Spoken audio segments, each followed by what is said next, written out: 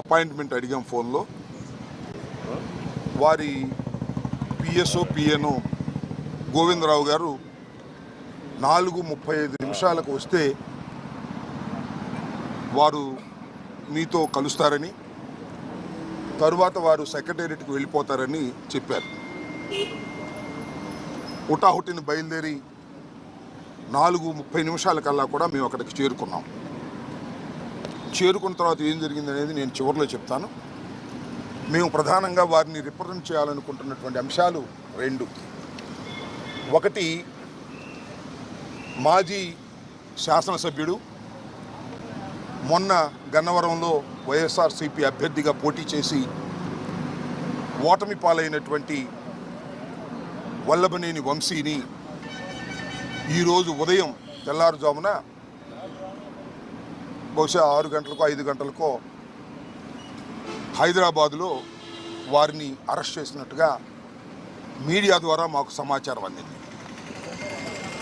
ఆ తరువాత వారు అసలు ఎందుకు అరెస్ట్ చేశారో మాకు అర్థం కాలేదు. కారణం ఏంటంటే ఆయన ఒక కేసులోనూ 2 కేసుల్లోనూ ముద్దాయిగా ఉన్నారు.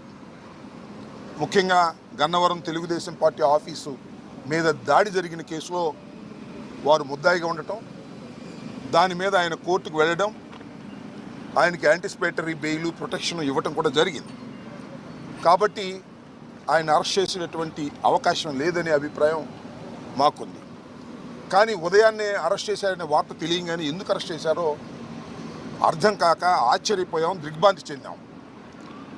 దీనికన్నా ముందు 2 రోజుల క్రితం ఒక సంఘటన జరిగింది.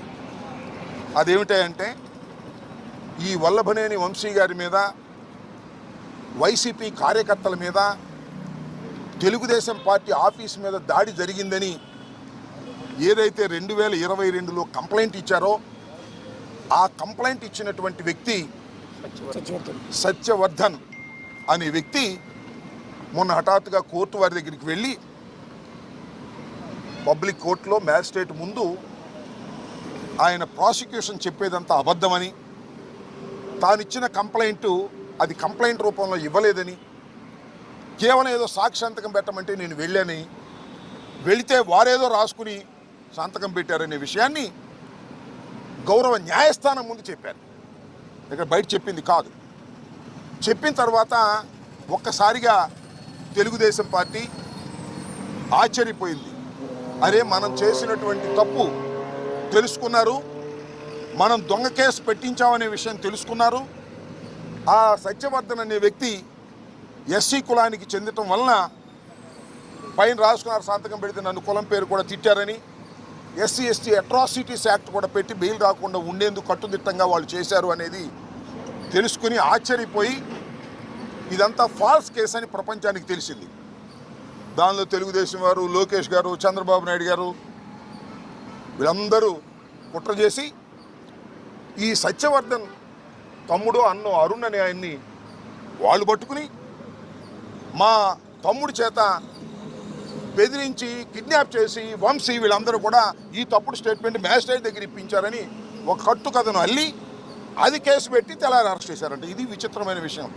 ఇంతకన్నా దారుణమైన విషయం మరొకటి ఉండదని కూడా ఈ సందర్భంగా మనవి చేస్తున్నా. వంశీ తెలుగుదేశంలో గెలిచాడు, తరువాత వైఎస్ఆర్సీపీలోకి వచ్చి పోటీ చేశాడు.